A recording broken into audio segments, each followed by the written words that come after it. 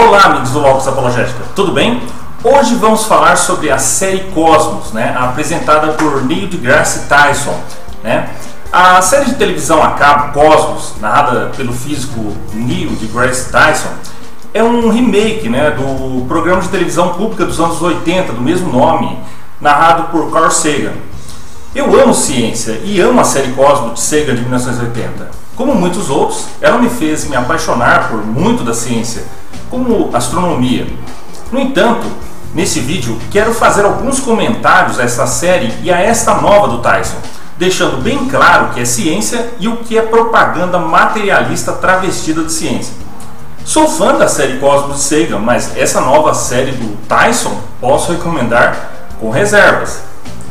Eu já publiquei alguns reviews dessa série no Logos e os links vocês podem ver na descrição do vídeo. Eu encontrei a experiência pessoal de Tyson com seu mentor Carl Sagan emocionante e sua excitação pela ciência encorajadora. Mas o esforço para dividir a fé e ciência foi decepcionante e enganador. Embora Tyson não seja ateu, ele se identifica mais com um agnosticismo, o produtor executivo Seth MacFarlane é ateu. Eu vou ignorar a primeira metade da série e a ciência pop apresentada brevemente pelo comentário de Tyson. Muitos de nós suspeitamos que tudo em nosso universo observável é senão uma pequena bolha em um oceano infinito de outros universos, mundos sem fim. Tyson foi autorizado a raspar rapidamente essa conjectura metafísica especulativa inobservável como se fosse uma verdadeira teoria científica. Desde que já bloguei sobre o multiverso, irei para a segunda metade da série, onde por mais de 20 minutos Tyson tenta ampliar o fosso entre aqueles que olham para o mundo através da ciência e aqueles que olham através da filosofia e da teologia. Não vou entrar em quão mal o Cosmos maltratou a história da igreja e Giordano Bruno.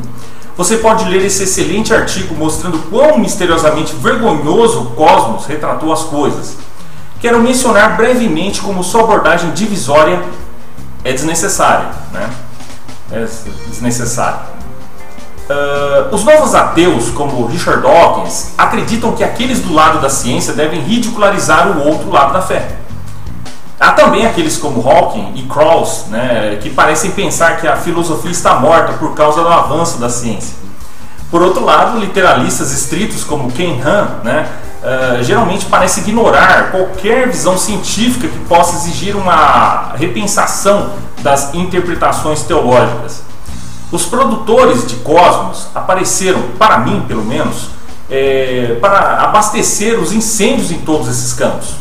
No entanto, existem muitos cientistas, filósofos e teólogos que rejeitam a noção de ciência, filosofia e a fé devem estar sempre em desacordo.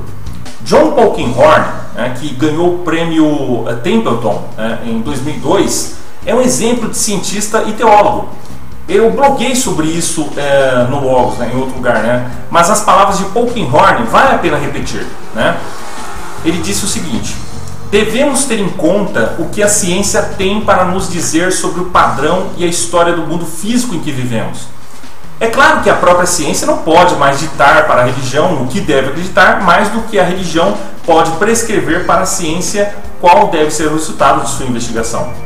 As duas disciplinas estão preocupadas com a exploração de diferentes aspectos da experiência humana. Em um caso, nosso encontro impessoal com o mundo físico que transcendemos.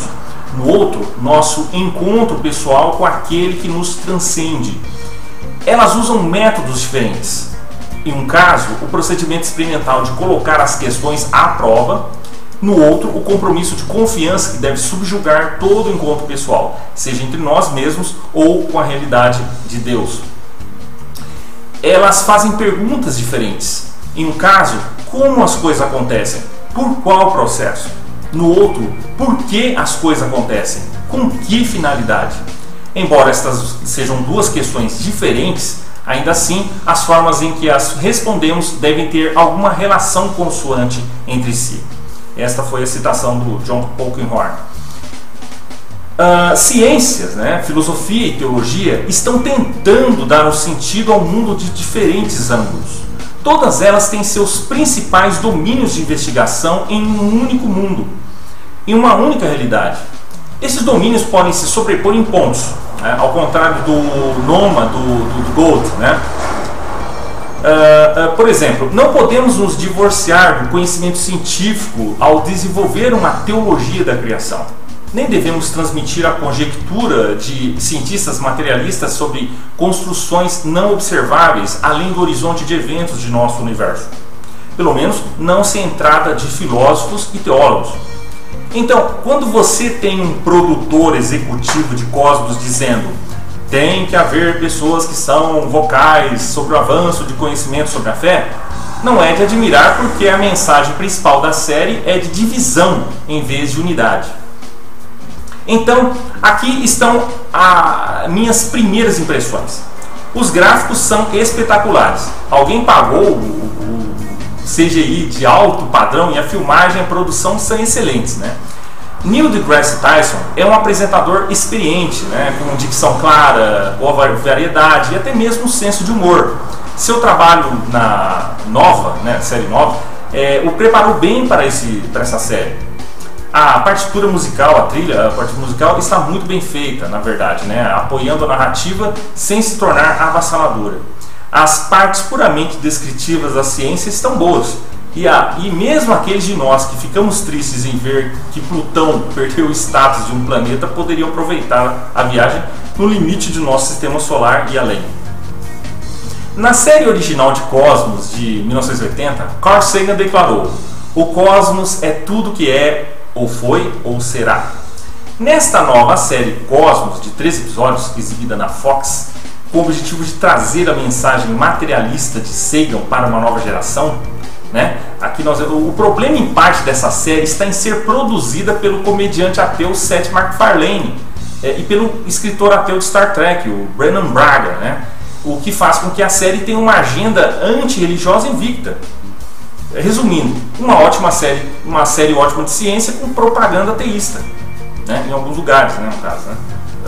A reinicialização do cosmos foi fortemente criticada, mesmo pelos evolucionistas, por inventar histórias sobre a perseguição religiosa dos cientistas, ao mesmo tempo que lavava a influência histórica positiva da religião na ciência.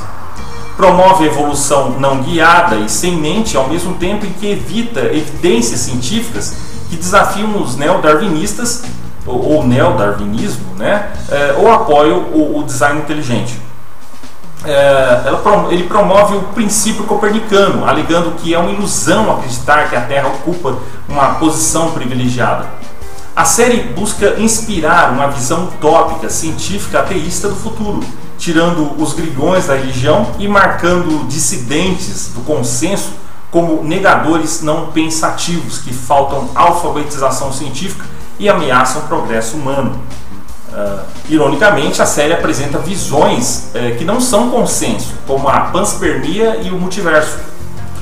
O que é importante as pessoas saberem é que essa ideia falsa de guerra entre ciência e religião, essa dicotomia, foi criada recentemente por dois autores, John William Draper e Andrew Dickson, no século XIX. No século XIX, a relação entre ciência e religião tornou-se um verdadeiro tópico formal do discurso, enquanto que antes disso ninguém tinha colocado a ciência contra a religião ou vice-versa, embora as interações ocasionais fossem expressadas no passado. Mais especificamente, foi em meados dos anos 1800 que a discussão de ciência e religião surgiu pela primeira vez, porque antes dessa época a ciência ainda incluía dimensões morais e metafísicas, né? Não estava inerentemente ligada ao método científico, e o termo cientista não surgiu até 1834. O cientista John William Draper e o escritor Andrew Dickson White foram os expoentes mais influentes da tese do conflito entre religião e ciência. Eles escreveram o livro A História do Conflito entre Religião e Ciência, de 1874, que é um panfleto antirreligioso que procura opor ciência e religião, que foi amplamente refutado. Tyson também comprou, né, a tese de conflito desacreditada entre ciência e cristianismo. Isto apesar da admissão do forte cristianismo de cientistas como Galileu, Newton e Huygens. Depois disso, Tyson propõe seriamente a ideia de multiversos, como se fosse ciência estabelecida, que nosso universo é apenas uma pequena bolha, um oceano infinito de universo. Então, nosso cosmos não é tudo o que é, afinal de contas? Mas não há apenas evidências. Não pode haver evidência em princípio. Em vez disso, é uma admissão tácita que nosso universo está finalmente sintonizado para a vida, o que dificilmente imagina ocorrer por acaso, se o nosso universo é um único universo. Mas, se formos apenas um dos universos incontáveis, então acontece que o nosso tem um ajuste correto. Senão, não estaremos aqui para observá-lo, como muitos cosmogônicos, né, seculares respondem. Mas eu vou me concentrar principalmente nos erros históricos e contra a igreja que a série comete. Lembrando que já respondi a alegação de Carl Sagan de que os cristãos destruíram a Biblioteca de Alexandria e podem ver nos links na descrição. Tyson afirmou que em 1599 todos sabiam que tudo girava em torno da Terra. Supostamente a única exceção era Giordano Bruno, né? Ele nasceu em 1548 e morreu em 1600, né? Quem estava na prisão, né?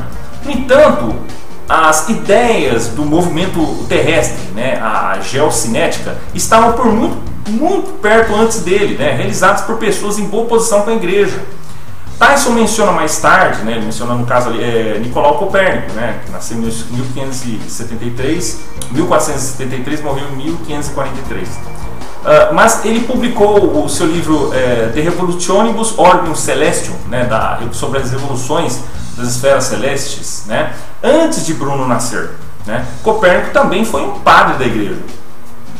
E mesmo antes do nascimento de Copérnico, né, Nicolau de Cusa, né, ele nasceu ali em 1401 e morreu em 1464, reconheceu que, independentemente de onde o observador se encontra, tudo parece estar em movimento em torno do observador. Assim, nós na Terra percebemos o movimento em torno de uma Terra imóvel, mas o mesmo seria verdade para os observadores no Sol ou em qualquer outro corpo celestial.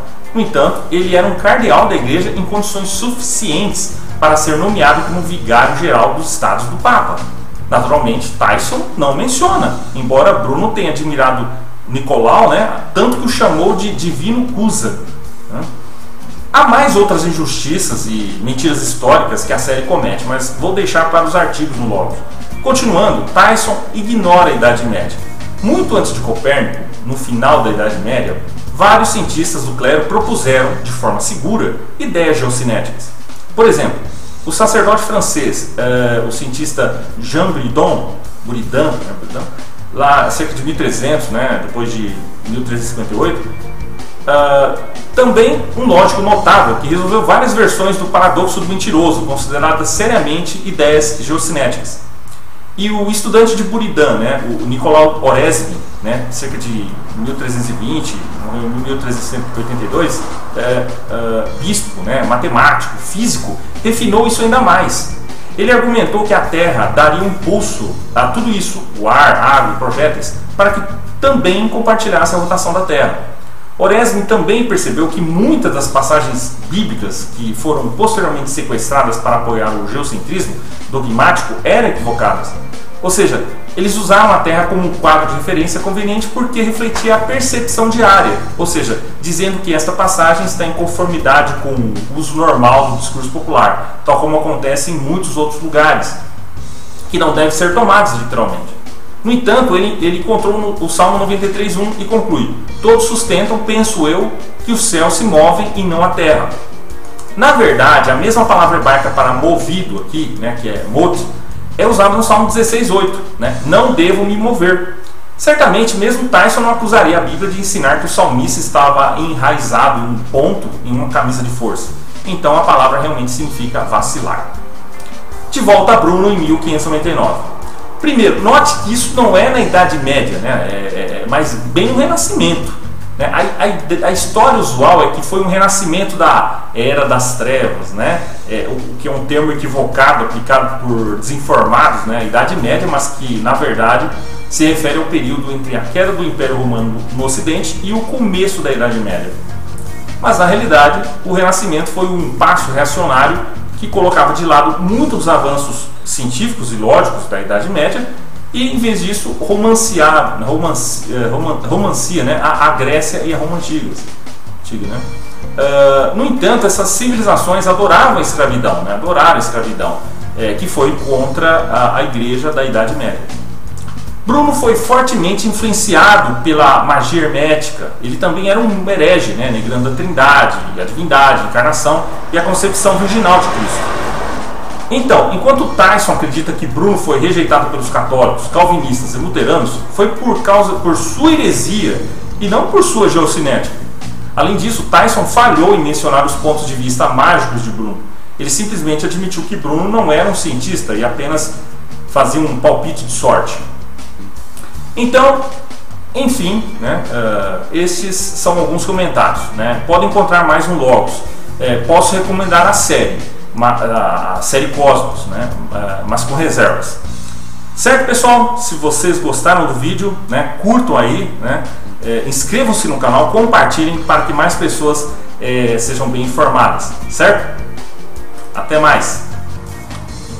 E se você estiver interessado em fazer um excelente curso teológico para atuar nas áreas de ensino religioso e educação cristã, posso recomendar o Ciências da Religião, do Instituto Logos.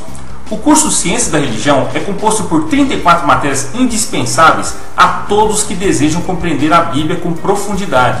Tem duração mínima de 5 meses. Ao final do curso você receberá um certificado de 2.020 horas aula.